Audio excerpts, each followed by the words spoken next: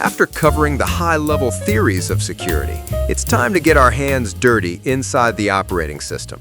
We're now configuring the basic security settings in Microsoft Windows. This is your rapid-fire review of Objective 2.2.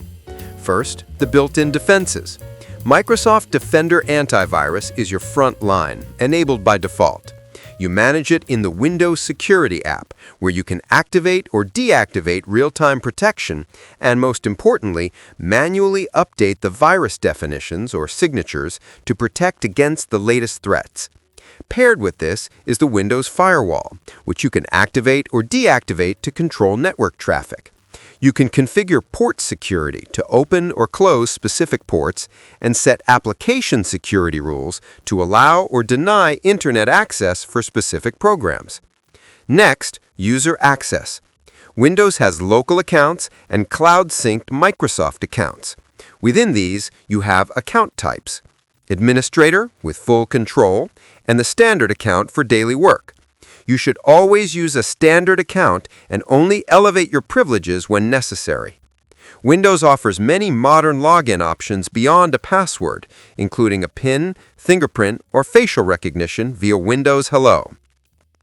When you do need to perform an admin task from a standard account, you'll encounter the User Account Control, or UAC. Think of UAC as a security guard that stops you and asks for admin credentials before allowing a system-wide change. To trigger this intentionally, you right-click an app and choose Run as Administrator.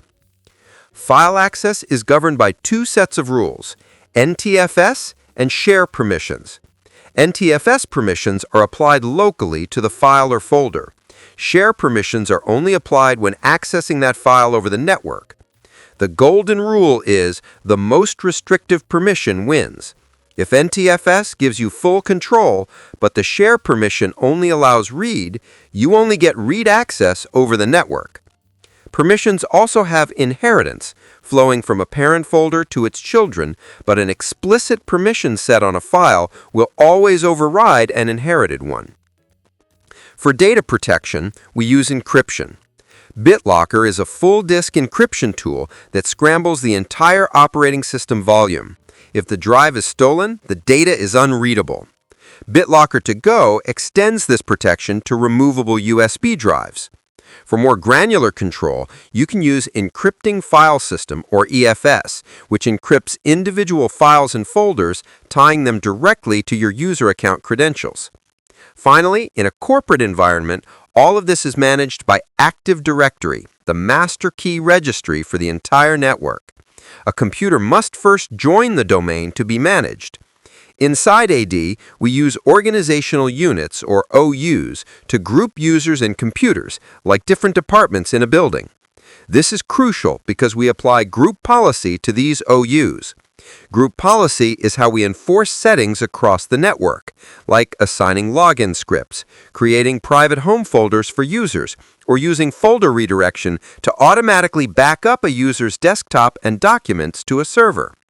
When you make a group policy change, you can force it to apply immediately with the command gpupdate.force. To recap, Windows security relies on the built-in Defender Antivirus and Firewall. Keep Defender's definitions updated. User Account Control, or UAC, is the gatekeeper that requires admin rights for system changes. For file access, the most restrictive setting between NTFS and Share always wins. BitLocker provides full disk encryption for main drives and USBs, BitLocker To Go, while EFS encrypts individual files and folders. Finally, Active Directory is the central management database. We use group policy applied to OUs to enforce settings and can push immediate updates with gpupdate.force.